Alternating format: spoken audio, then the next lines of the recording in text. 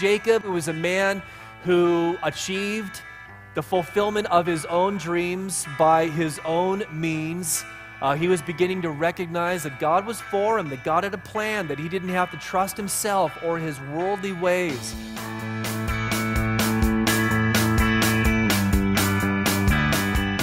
It was a brand new day for this man as he was sensing the plan of God in his life, that he wasn't just living aimlessly. And as he was beginning to recognize this, as God was patiently giving him this personal revelation, and I want to remind you, we say it all the time, God has a plan for your life, but you know what? God has a plan for your life.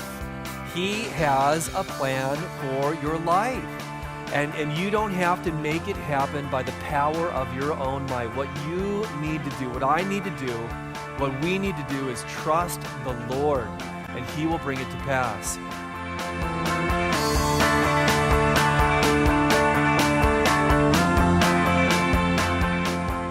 Why did Jacob prosper?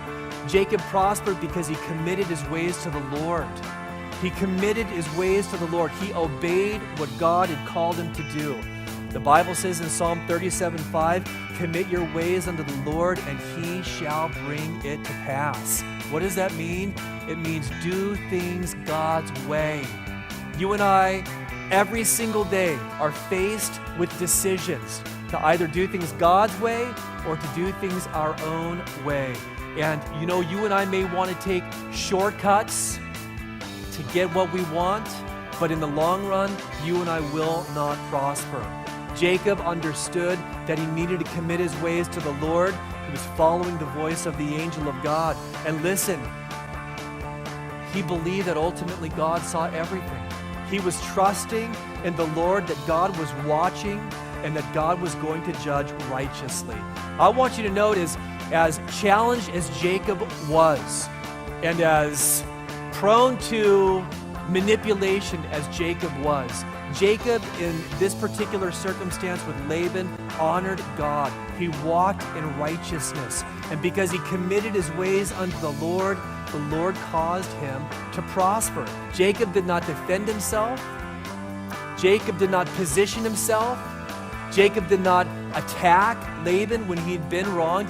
Sometimes that's what we have the inclination to do. When you and I are wronged, when someone goes after us, when someone does something to us that costs us, we want to defend ourselves. We want to hurt that person back.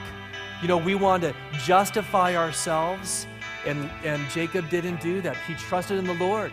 He knew ultimately that God was watching and that God saw everything and that God was going to judge righteously and that God was going to judge graciously. This is precisely why Jacob ultimately prospered. God's calling us. God is calling us to commit our ways unto Him, to operate our lives in the way that we behave, in the way that we think, in the way that we speak, in ways that line up with His Word and that honor Him, so that ultimately, at the end of the day, we have been pleasing to the Lord. And we're able to know on that day He will say to us, well done, good and faithful servant, right? You've been faithful over a little, now enter into the joy of your Lord.